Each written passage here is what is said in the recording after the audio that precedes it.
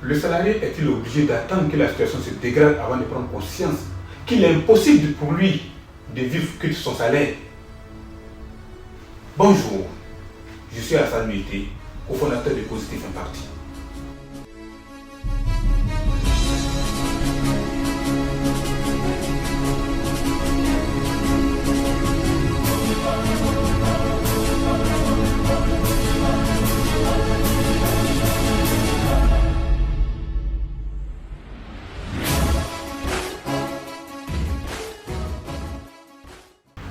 Le salarié, c'est celui-là même qui reçoit, en contrepartie du travail qu'il a effectué, un salaire.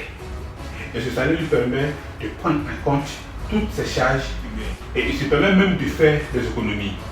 Mais avec le temps, de nouvelles contraintes et exigences s'imposent à lui. Le salaire qui n'a subi aucune augmentation depuis n'arrive plus à couvrir les charges habituelles que le salarié avait l'habitude de gérer, mais n'arrive plus à couvrir ces charges-là, plus les charges liées aux nouvelles contraintes. Le salarié se voit alors dans une situation bizarre. Son économie est à plat. Tous les projets sont arrêtés.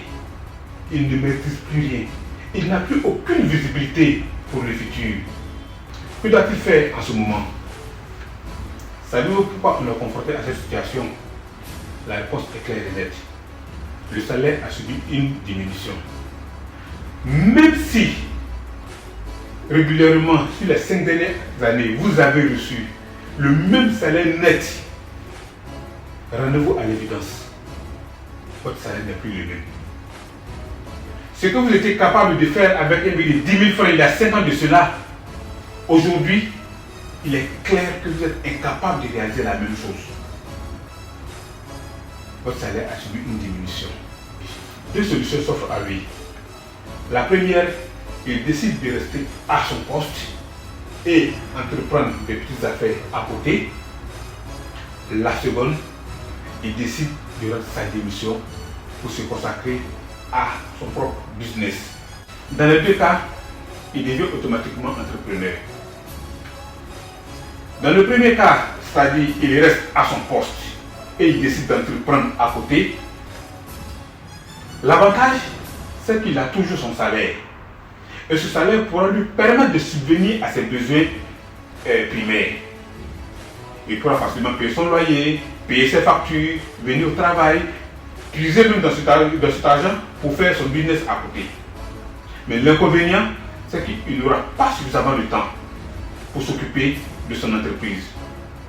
Éventuellement, j'ai dit bien éventuellement, il n'aura que ses jours de repos. En tout cas, s'il a ce qu'on appelle, j'allais dire, la conscience professionnelle. Dans le deuxième cas, l'avantage c'est qu'il va consacrer 100% de son temps, 100% de son énergie à sa propre affaire. Il fera tout pour que le business avance. Et là, il augmente la probabilité de réussite de son business. Bien sûr, en ayant pour le souhait de se former pour acquérir les outils nécessaires pour cela. L'inconvénient dans ce cas, c'est qu'il n'a plus de salaire. Comment vivre le quotidien? Cela va constituer pour lui une autre préoccupation qu'il va falloir gérer. Dans les deux cas, ce qu'il faut retenir, c'est que il va falloir se former. Il va falloir concevoir le modèle économique qui va avec notre business. Dans le cas où il rendra démission, bien sûr, il faudrait qu'il sache qu'une démission se prépare.